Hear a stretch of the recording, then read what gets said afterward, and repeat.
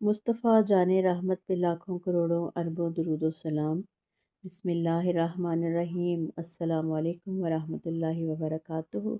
میری پیاری بہنوں اور بھائیوں، اللہ آپ سب کو ایمان، صحت اور سکون عطا فرمائے۔ آئیے آج قرآن کریم کی اس آیت سے رہنمائی لیتے ہیں جو روزے میں آسانی اور رحمت کا پیغام دیتی ہے۔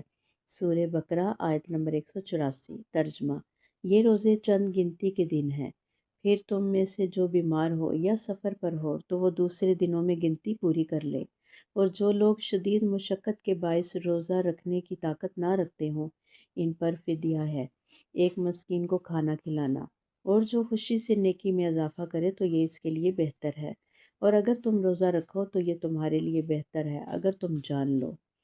تفسیر: اللہ تعالیٰ نے روزوں میں سہولت رکھی ہے، بیماری اور سفر میں قضا کی اجازت ہے، دائمی کمزوری کی صورت میں فدیہ رکھا گیا، نفلی طور پر زیادہ نیکی کرنا افضل ہے، اصل فضیلت روزے ہی میں ہے اگر استطاعت ہو۔ عملی سبق یہ ہے کہ دین میں سختی نہیں، رحمت ہے۔ اللہ نیت دیکھتا ہے، مجبوری نہیں۔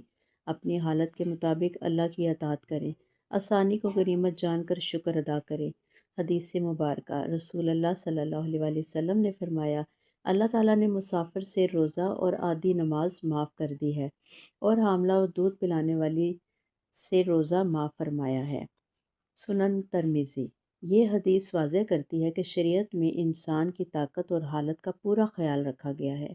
دعا ہے رب ذوالجلال سے: یا اللہ، ہمیں اپنی عبادت میں اخلاص عطا فرما، ہماری کمزوریوں پر اپنی رحمت نازل فرما، اور ہمیں دین کی آسانیوں کو سمجھ کر عمل کرنے والا بنا دے۔ آمین یا رب العالمین۔ آج ہم نے یہ سیکھا کہ اللہ کا دین رحمت، آسانی اور حکمت پر قائم ہے۔ اللہ ہمیں شکر گزار بندوں میں شامل فرمائے۔ آمین یا رب العالمین۔